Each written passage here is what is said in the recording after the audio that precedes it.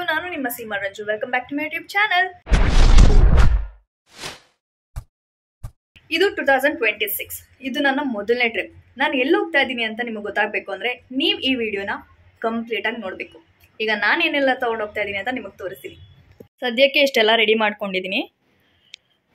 Mainly towel, ಇದು ನನ್ನ face towel. ಇದು ಸದ್ಯಕ್ಕೆ ತುಂಬ ಚಳಿ ಇದೆ ಅಂತ ಬೆಡ್ಶೀಟ್ ತೊಗೊಂಡಿದ್ದೀನಿ ಅಲ್ಲಿ ಒತ್ಕೊಳ್ಳೋಕ್ಕೆ. Paste, brush, Vicks, shampoo, ಕೂಮ್, socks, sweater. ಇದು ನನ್ನ ಸ್ನ್ಯಾಕ್ಸ್ ಏನೇನಿದೆ ಅಂತ ನಾನು ನಿಮಗೆ ಆಮೇಲೆ ತೋರಿಸ್ತೀನಿ. ಆದರೆ ಮೇನ್ ಇದು ತೋರಿಸ್ತೀನಿ. ಇದು ನನ್ನ ಬ್ಯಾಗ್, ಎಕ್ಸ್ಟ್ರಾ ಕವರ್, ಬುಕ್. ಇದು ಇವಾಗ ಹೊರಡ್ಬೇಕಾದ್ರೆ ಹಾಕೊಳ್ಳೋ ಅಂಥ ಒಂದು ಡ್ರೆಸ್. ಆ್ಯಂಡ್ ಇದು ನಾನು ಟೆಂಪಲಲ್ಲಿ ಹಾಕೊಳ್ಳೋ ಅಂಥ ಡ್ರೆಸ್. ಆ್ಯಂಡ್ ಇದು ನನ್ನ ಟ್ರಕ್ಕಿಂಗ್ ಬ್ಯಾಗ್. ಇದು ನನ್ನ ಸ್ಕಿನ್ ಕೇರ್. ಇದು ಒನ್ ಡೇ ಟ್ರಿಪ್ಪಿಗೆ ಬೇಕಾಗಿರೋ ಅಂಥ ಐಟಮ್. ನಾವು ಅನ್ಕೋತೀವಿ ಅಷ್ಟು ಬೇಕು, ಇಷ್ಟು ಬೇಕು, ಇಷ್ಟು ಬೇಕು, ಅಷ್ಟು ಬೇಕು ಅಂತ. ಆ್ಯಂಡ್ ಅದಾದಮೇಲೆ ಹೇಳ್ತೀವಲ್ಲ, ಇನ್ ಕೇಸ್ ಇರಲಿ, ಜಸ್ಟ್ ಇನ್ ಕೇಸ್ ಅಂತ ಅಂದ್ಕೊಂಡು ಬಟ್ಟೆ ತುಂಬಿಸ್ಕೊಂಡು ಹೋಗೋ ರೇಂಜಿಗೆಲ್ಲ, ಲೈಕ್ ನನ್ನ ತಲೆಯಲ್ಲಿ ಹತ್ರ ಎಲ್ಲ ಒಂದು ಬಟ್ಟೆ ಹಾಕೊಂಡಿದ್ದೀನಿ ಅಂದರೆ ಹೋಲ್ ಡೇ ನಾನು ಕಂಪ್ಲೀಟಾಗಿ ಅದರಲ್ಲೇ ಜಮಾಯಿಸ್ಬಿಡ್ತೀನಿ. ಸೊ ಇದಿಷ್ಟು ನಾನಿವಾಗ ತೊಗೊಂಡು ಹೋಗ್ತಿರೋ ಬಟ್ಟೆ. ಒಂದು ಇಲ್ಲಿ ಹಾಕೊಂಡು ಹೋಗುವಂಥ ಬಟ್ಟೆ ಆ್ಯಂಡ್ ಅಲ್ಲಿ ಹಾಕೋ ಒಂದು ಬಟ್ಟೆ. ಯಾಕೆಂದರೆ ಇವತ್ತು ನೈಟ್ ನಾನು ಇಲ್ಲಿಂದ ಹೊರಟ್ರೆ ನಾಳೆ ನೈಟಿಗೆಲ್ಲ ನಾನು ಆಲ್ಮೋಸ್ಟ್ ಮನೇಲೇ ಇರ್ತೀನಿ. ನಾಳೆ ನೈಟ್ 11ಗೆಲ್ಲ ಮನೇಲೇ ಇರ್ತೀನಿ. ಸೊ ಹಾಗಾಗಿ ಇದು ಒನ್ ಡೇ ಟ್ರಿಪ್. ಗರ್ಲ್ಸ್ ಕಮಾನ್, ಈ ವರ್ಷ ಇಲ್ಲ ಅಂತಂದರೆ ನೆಕ್ಸ್ಟ್ ವರ್ಷ ಖಂಡಿತ ಆಗಲ್ಲ. ಯಾಕೆ ಅಂತಂದರೆ ಡೇ 1, ಡೇ 2, ಡೇ 3 ಅಂತ ಹೇಳಕ್ಕೆ ಇವಾಗ already 5th day, 6th day, 7th day, ಈ ಮಂತ್ ಹೆಂಗೆ ಕಳಿಯುತ್ತೆ ಅನ್ನೋದೇ ಗೊತ್ತಾಗಲ್ಲ. ಸೊ ಗರ್ಲ್ಸ್ ಕಮಾನ್, ಗೆಟ್ ಅಪ್. ಅಟ್ಲೀಸ್ಟ್ ನಮ್ಮ ಕರ್ನಾಟಕದೊಳಗೆ ಯಾವ್ಯಾವ ಪ್ಲೇಸ್ ಇದೆ ಅನ್ನೋದನ್ನಾದರೂ ಜಸ್ಟ್ ನಾವು ನೋಡಿ ಎಂಜಾಯ್ ಮಾಡೋಣ. ಇವಾಗ ನಾನು ಡ್ಯೂಟಿಯಿಂದ ಬಂದಿದ್ದೀನಿ, ಫ್ರೆಶ್ ಆಗಬೇಕು. ಇವಾಗ ನನಗೆ 1 hour ಅಷ್ಟೇ ಟೈಮ್ ಇರೋದು. ನಾನು ಫ್ರೆಶ್ ಆಗಬೇಕು, ಬಟ್ಟೆ ಒಗಿಬೇಕು, ಪಾತ್ರೆ ತೊಳಿಬೇಕು, ಎಲ್ಲ ಕ್ಲೀನ್ ಮಾಡಿ then I have to get ready. Okay, let's go. Finally ರೆಡಿಯಾಗಿ ಆಯಿತು. ನನ್ನ ಕೂದಲೆಲ್ಲ ಹೆಂಗೆಂಗೂ ನಿಂತ್ಕೋತಾ ಇದೆ ತಲೆ ಸ್ನಾನ ಮಾಡಿರೋದಕ್ಕೆ. ಬಟ್ಟೆ ಎಲ್ಲ ಒಗೆದು, ಪಾತ್ರೆ ಎಲ್ಲ ತೊಳೆದು ಎಲ್ಲ ರೆಡಿಯಾಗಿದೆ. ಆ್ಯಂಡ್ ನನ್ನ ಬ್ಯಾಕ್ ಪ್ಯಾಕ್ ಕೂಡ ರೆಡಿಯಾಗಿದೆ. ವೇಟ್, ನನ್ನ ಬ್ಯಾಕ್ ಪ್ಯಾಕ್ ಕೂಡ ರೆಡಿಯಾಗಿದೆ ಆ್ಯಂಡ್ ಅದು ರೆಡಿಯಾಗಿದೆ. ನಮ್ಮ ಶಾಮು ಬೇರೆ ಅಲ್ಲಿ ಕೂತ್ಕೊಂಡ್ಬಿಟ್ಟಿದ್ದಾಳೆ, ಮಲ್ಕೊಂಡ್ಬಿಟ್ಟಿದ್ದಾಳೆ. ಏನು ಮಾಡೋದು ಅಂತ ಗೊತ್ತಾಗ್ತಾ ಇಲ್ಲ ಇವಾಗ ಅವಳನ್ನ. ಓಕೆ, ಸರಿ ಆಗಬೇಕು ಅಂದರೆ ಅಟ್ಲೀಸ್ಟ್ ಒಂದು 10 to 15 minutes ಬೇಕು ಡ್ರೈ ಆಗೋಕ್ಕೆ. ಓಕೆ, ಈಗ ಹೊರಡೋಣ. ಆಲ್ರೆಡಿ 7 o'clock ಆಗೋಗಿದೆ. 7:30ಗೆ ಟ್ರೈನು. ನಾನು ಇಲ್ಲಿಂದ ಹೋಗಿ ಅಲ್ಲಿ ಗಾಡಿ ನಿಲ್ಲಿಸಿ ಅಲ್ಲಿ ಟ್ರೈನ್ ಹತ್ತಿ ಅದಾದಮೇಲೆ ವೀಡಿಯೋ ಮಾಡ್ತೀನಿ. ಬಾಯ್. ಅಲ್ಲಿಂದ ಗಾಡಿನ ರೈಲ್ವೆ ಸ್ಟೇಷನ್ನಲ್ಲಿ ಪಾರ್ಕ್ ಮಾಡಿ ಒಳಗೋಗಿ ತಲುಪೋ ವರ್ಷದಲ್ಲಿ ಕರೆಕ್ಟಾಗಿ 7:30 ಆಗಿತ್ತು.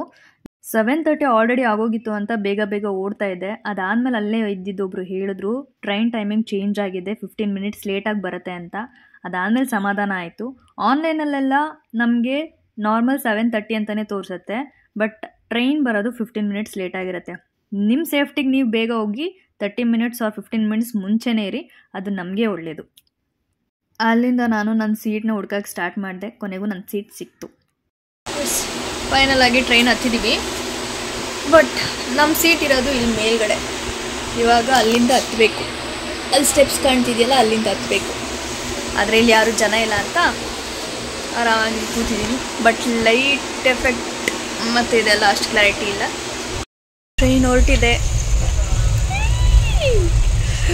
ಹೊಟ್ಟೆ ಒಳಗೆ ಚಿಟ್ಟೆ ಬಿಟ್ಟಂಗೆ ಆಗ್ತಾಯಿದೆ ನನಗೆ. ಬಿಕಾಸ್ ಫಸ್ಟ್ ಟೈಮ್ ನಾನು ಟ್ರೈನಲ್ಲಿ ಟ್ರಾವೆಲ್ ಮಾಡ್ತಾ ಇರೋದು. And first time night travel ಮಾಡ್ತಾ ಇರೋದು. ಸೊ ಹೊಟ್ಟೆ ಒಳಗೆ ಚಿಟ್ಟೆ ಗುಳು ಫೀಲ್ ಆಗ್ತಿದೆ.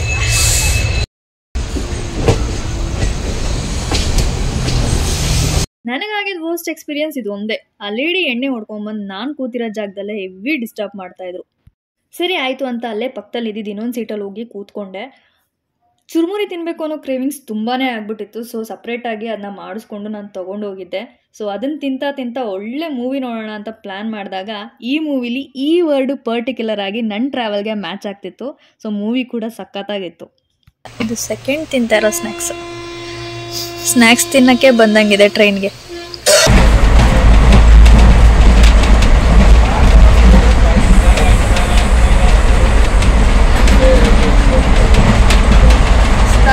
ಅದಾದಮೇಲೆ ನಾನು ಬುಕ್ ಮಾಡಿರೋ ಸೀಟಲ್ಲಿ ಬಂದು ಆರಾಮಾಗಿ ಮಲ್ಕೊಂಡೆ. ಅದಾದಮೇಲೆ ಶುರು ಆಯಿತು ನೋಡಿ. ಚಪಾತಿ ಬಿರಿಯಾನಿ ಫಲ, ರೈಸ್ ಚಪಾತಿ ಫಲ. Good morning.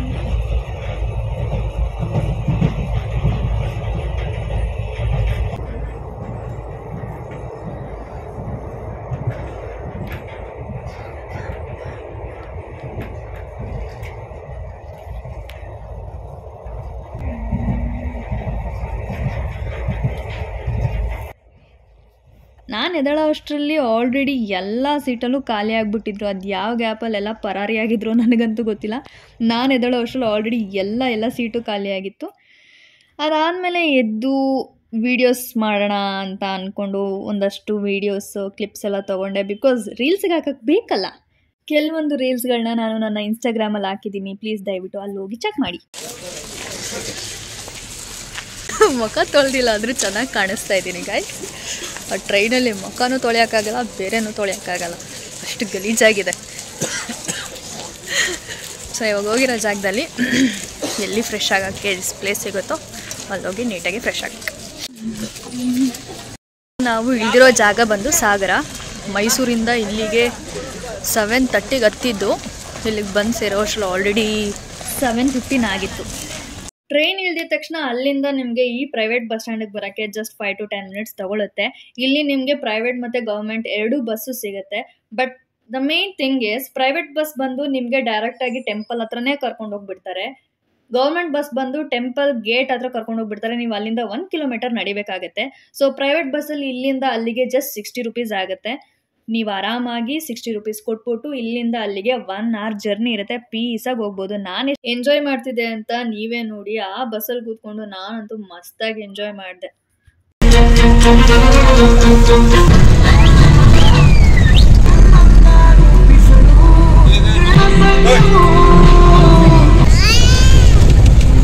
ನನಗಿದನ್ನು ನೋಡುವಾಗ ಆಗೋ ಒಂದೇ ಒಂದು ಬೇಜಾರು ಏನು ಅಂತಂದರೆ, ಇದೇ 7 months ಬ್ಯಾಕ್ ನಾನು ಏನಾದ್ರು ಬಂದಿದ್ದಿದ್ರೆ ಇದೇ ವಿಡಿಯೋನ ಆ ಲಾಂಚಲ್ಲಿ ನಾನು ಮಾಡ್ತಿದ್ದೆ.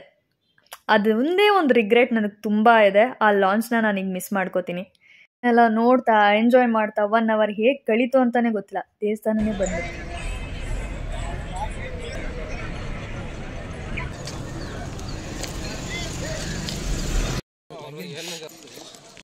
ಎಲ್ಲರೂ ಹೋಗ್ತಿದ್ದಾರೆ ಅಂತ ನಾವು ಅವ್ರ ಹಿಂದೆ ಹೋಗ್ತಾ ಇದ್ದೀವಿ. ಬಟ್ ಎಲ್ಲಿ ಹೋಗ್ತಾ ಇದ್ದೀವಿ ಅಂತಲೂ ಗೊತ್ತಿಲ್ಲ. ಇಲ್ಲಿ ಹೋಟೆಲ್ ಬಿಸಿನೀರು ಅಂತ ಬರೆದು ಹಿಂಗೆ ದಾರಿ ತೋರಿಸಿತ್ತು. ದಾರಿ ಇದೆ ಅಂತ ಸುಮ್ಮನೆ ಹೋಗ್ತಾ ಇದ್ದೀವಿ. ಸ್ಟಿಲ್ ಎಷ್ಟು ದೂರ ನಡ್ಕೊಂಡು ಬಂದಿದ್ದೀವಿ ಅಂದರೆ ಹಿಂದೆನೂ ಅಷ್ಟೊಂದು ಜನ ಬರ್ತಾ ಇದ್ದಾರೆ. ಮುಂದೆ ತೋರಿಸ್ತೀನಿ ರೀ. ಇಲ್ಲೊಂದು ಇದೆ, ಅಲ್ಲೊಂದಿದೆ. ಈಗಪ್ಪ ಈ ತಣ್ಣೀರಲ್ಲಿ ಸ್ನಾನ ಮಾಡೋದು ಬಿಸಿನೀರು ಸಿಕ್ಕಲಿಲ್ಲ ಅಂತಂದರೆ ಅಂತ ಯೋಚನೆ ಮಾಡ್ಕೊಂಡು ಅಲ್ಲಿಂದ ಇಲ್ಲಿವರೆಗೆ ಬಂದೆ. ಥ್ಯಾಂಕ್ ಗಾಡ್ ಅಲ್ಲಿ 20 ರೂಪಾಯಿಗೆ ಬಿಸಿ ನೀರು ಫುಲ್ ಬಕೆಟ್ ಕೊಡ್ತಾಯಿದ್ರು.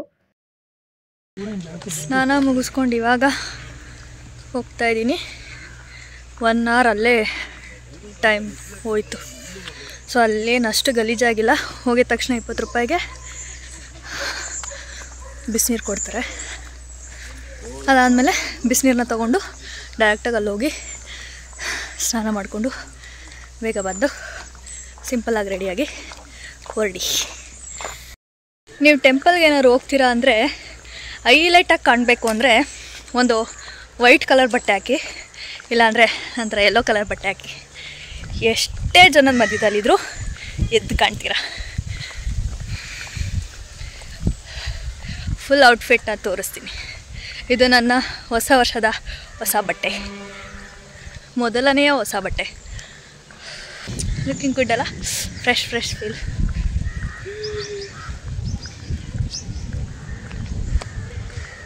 ಆ್ಯಕ್ಚುಲಿ ಇವತ್ತಿಗೆ ನನ್ನ ಕೈಯಲ್ಲಿ ಹೊಸ ಮೊಬೈಲ್ ಇರಬೇಕಾಗಿತ್ತು. ಅನ್ಫಾರ್ಚುನೇಟ್ಲಿ ಅದು ಕೂಡ ಇಲ್ಲ. ಏನು ಮಾಡೋಕ್ಕಾಗಲ್ಲ. ಮೊಬೈಲ್ಗೋಸ್ಕರ ವೆಯ್ಟ್ ಮಾಡ್ಕೊಂಡು ಕೂತ್ರೆ ಇವತ್ತಿನ ವ್ಲಾಗ್ ಮಾಡದೆ ಇರೋಕ್ಕಾಗಲ್ವಲ್ಲ. ಸೊ ಅದಕ್ಕೋಸ್ಕರ ಇರೋ ಮೊಬೈಲಲ್ಲೇ ಮಾಡ್ತಾಯಿದ್ದೀನಿ. ಟೆಂಪಲ್ ಒಳಗೆ ಹೋಗ್ತಾಯಿದ್ದೀನಿ. ಅಲ್ಲಿ ವೀಡಿಯೋ ಮಾಡೋಕ್ಕಾದರೆ ಮಾಡ್ತೀನಿ, ಇಲ್ಲಾಂದರೆ ಜಸ್ಟ್ ಕೆಲವೊಂದು ಕ್ಲಿಪ್ಸ್ಗಳು ತೊಗೋತೀನಿ. ಈ ಕಡೆ ಬಂದು ಲಗೇಜ್ ಕೌಂಟರ್, ಈ ಕಡೆ ಬಂದು ಸ್ಲಿಪ್ಪರ್ ಕೌಂಟರ್.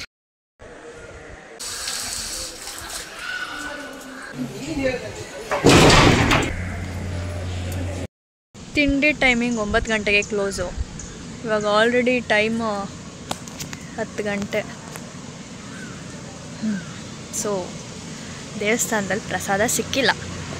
ಇನ್ನು ಮತ್ತೆ ಊಟ ಮಾಡಬೇಕು ಅಂದರೆ 12:15 ಆಗ್ತಾರೆ.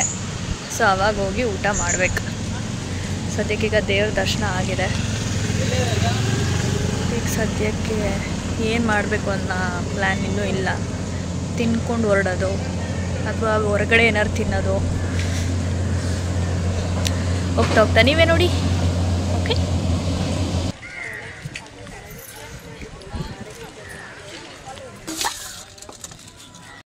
ದರ್ಶನ ಮುಗಿಸ್ಕೊಂಡು ನೆಕ್ಸ್ಟ್ ಪ್ಲೇಸಿಗೆ ಹೋಗೋಣ ಅಂತ ಬೇಗ ಬೇಗ ಹೊರಡ್ತಾ ಇದ್ದೀವಿ. ಗೊತ್ತಿಲ್ಲ ಟ್ರೈನ್ ಟೈಮ್ ಬಂದು 3 o'clock ಇರೋದು, ಕ್ಯಾಚ್ ಮಾಡ್ತೀವ ಇಲ್ವಾ ಅಂತ. ಅಲ್ಲಿ ಹೋಗಿ ವಾಪಸ್ ಅಲ್ಲಿಂದ ಬಂದು ಏನೋ ಜುಗಾಡ್ ಕೆಲಸ ಮಾಡ್ತಾ ಇದ್ದೀವಿ. ನೋಡೋಣ ನಾವು ರೀಚ್ ಮಾಡ್ತೀವ ಇಲ್ವಾ ಅಂತ. ಏನು ಪ್ಲ್ಯಾನ್ ಮಾಡಿದ್ರೆ ಏನು ಬಂತು, ಫೈನಲ್ ಆಗಿ ಬಸ್ಸೇ ಬಂದಿಲ್ಲ ಅಂದರೆ ಅಲ್ಲಿಂದ ಬೇರೆ ಏನೋ ಪ್ಲ್ಯಾನ್ ಮಾಡಿಕೊಂಡು ವೆಯ್ಟ್ ಮಾಡ್ತಿದ್ವಿ. 1 hour ವೆಯ್ಟ್ ಮಾಡಾದ್ಮೇಲೆ ಬಸ್ ಬಂತು.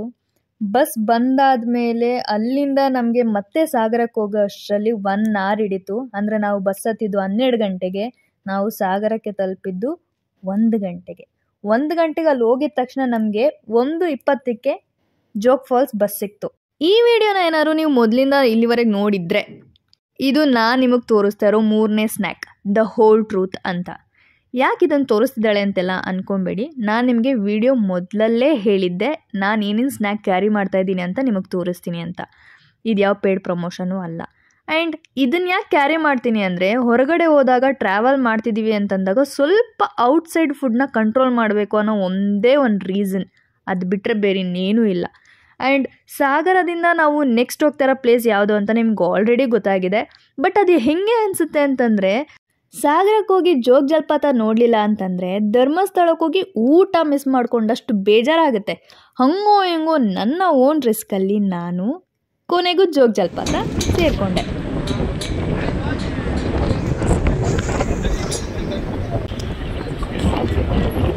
ಇದರಲ್ಲಿ ಬ್ಯೂಟಿಫುಲ್ ವಿಷಯ ಏನು ಹೇಳಿ, ಆ ರೈನ್ಬೋ ನೋಡಿ ಎಷ್ಟು ಕ್ಲೀನಾಗಿ ಕಾಣ್ತಾ ಇದೆ. ಆ ವಾಟರ್ ಫಾಲ್ ಎಲ್ಲ.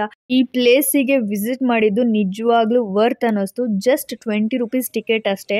ಆರಾಮಾಗಿ ಹೋಗಿ ಆರಾಮಾಗಿ ನೋಡ್ಕೊಂಬರ್ಬೋದು. ಕೊನೆಗೆ ಅಲ್ಲಿಂದ ಒಂದು 20 minutes ಟೈಮ್ ತೊಗೊಂಡು ಫೋಟೋಸ್ ವಿಡಿಯೋಸ್ ಎಲ್ಲ ತೊಗೊಂಡು ಹೊರಗಡೆ ಬಂದೆ. ಅದಾದಮೇಲೆ ಮತ್ತೆ 30 minutes ಬಸ್ಗೋಸ್ಕರ ವೆಯ್ಟ್ ಮಾಡಿದೆ. ಕೊನೆಗೂ ಬಸ್ ಬಂತು, ಬಟ್ ಟೆನ್ಷನ್ ಸ್ಟಾರ್ಟ್ ಆಯಿತು. 3:07 ಆದರೂ ಇನ್ನೂ ನಾನು ಬಸ್ಸಲ್ಲೇ ಇದ್ದೀನಿ. ಟ್ರೈನ್ ಬಂದು 3:07ಗೆ ಸ್ಟೇಷನಲ್ಲಿ ಇರುತ್ತೆ, 3:09ಗೆ ಹೊರಡುತ್ತೆ ಅಂತಿತ್ತು. ಎಷ್ಟೇ ದೇವ್ರನ್ನ ಬೇಡಿದ್ರು ಟ್ರೈನ್ ಸಿಗಲ್ಲ ಅನ್ನೋದು ಒಂದು ಫಿಕ್ಸ್ ಆಯಿತು. ಅದಾದಮೇಲೆ ಬಸ್ 5 ನಿಮಿಷ ಲೇಟಾಗಿದ್ದು. ಫೈನಲ್ ಆಗಿ ಟ್ರೈನ್ ಮಿಸ್ ಆಗಿದೆ. ಇವಾಗ ಬಸ್ಸಲ್ಲಿ ಟ್ರಾವೆಲ್ ಮಾಡಬೇಕು. ಜಸ್ಟ್ 5 minutesಲ್ಲಿ ಟ್ರೈನ್ ಮಿಸ್ ಆಯಿತು. ಆಲ್ರೆಡಿ ಅದು ಬುಕ್ ಕೂಡ ಮಾಡಿದ್ವಿ. ಫೈನ್. ಈಗ ಬಸ್ಸು ಕೂಡ ಡೈರೆಕ್ಟ್ ಮೈಸೂರಿಗಿಲ್ಲ. ಬಿಸಿಲಲ್ಲಿ ಸುತ್ತಿ ಸೀದೋಗಿರೋ ಬದನೆಕಾಯಿ ಏನಲ್ವಾ, ಹಂಗೆ ಆಗ್ಬಿಟ್ಟಿದೆ ಈಗ ಪರಿಸ್ಥಿತಿ. ಈಗ ಡೈರೆಕ್ಟಾಗಿ ಶಿವಮೊಗ್ಗಕ್ಕೆ ಹೋಗಿ ಅಲ್ಲಿಂದ ಮೈಸೂರು ಬಸ್ ಹತ್ಕೊಂಡು ಹೋಗ್ಬೇಕು. ನೋಡೋಣ.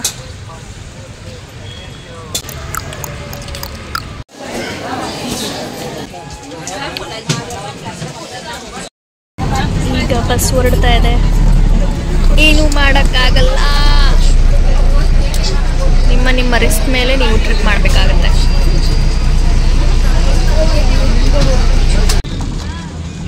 ಇದು 4th ಮತ್ತು 5th snack. Next level taste. ಯಾಕಂದರೆ ಇದು ನಾನು ಫಸ್ಟ್ ಟೈಮ್ ತಿಂತಾ ಇರೋದು ಆ್ಯಂಡ್ ಬೆಸ್ಟ್ ಆಗಿತ್ತು. ಅದನ್ನೆಲ್ಲ ತಿನ್ಕೊಂಡು ನಾನು ಶಿವಮೊಗ್ಗಕ್ಕೆ ಬಂದು ರೀಚ್ ಆದೆ. ರೀಚ್ ಆದಮೇಲೆ ವಿಷಯ ಗೊತ್ತಾಯಿತು. ಇವಾಗ ಶಿವಮೊಗ್ಗ ಬಸ್ ಸ್ಟ್ಯಾಂಡಿಗೆ ಬಂದಿದ್ದೀವಿ. ಇವಾಗ ಇಲ್ಲೂ ಕೂಡ ಬಸ್ ಡಿಲೇ ಆಗಿದೆ. ಇನ್ನು ಇರೋದು 7:15. ಸೊ ಅಲ್ಲಿವರೆಗೆ ಇವಾಗ ನಾವು ಟೈಮ್ ಪಾಸ್ ಮಾಡಬೇಕು. ಇನ್ನೂ ನಿನ್ನೆ ಈವ್ನಿಂಗ್ ಊಟನೇ ಮಾಡಿ ಬರೀ ಸ್ನ್ಯಾಕ್ಸಲ್ಲೇ ಟೈಮ್ ಸ್ಪೆಂಡ್ ಮಾಡ್ತಾಯಿದ್ದೀನಿ. ಇವಾಗ ಹೋಗಿ ಏನಾದ್ರು ಊಟ ಮಾಡಬೇಕು, ಮೊಬೈಲ್ ಚಾರ್ಜ್ ಹಾಕಬೇಕು. ಮೊಬೈಲಲ್ಲಿ ಚಾರ್ಜ್ ಕೂಡ ಇಲ್ಲ. ಸೊ 7:30ವರೆಗೆ ಇವಾಗ ಟೈಮ್ ಪಾಸ್ ಮಾಡೋಣ.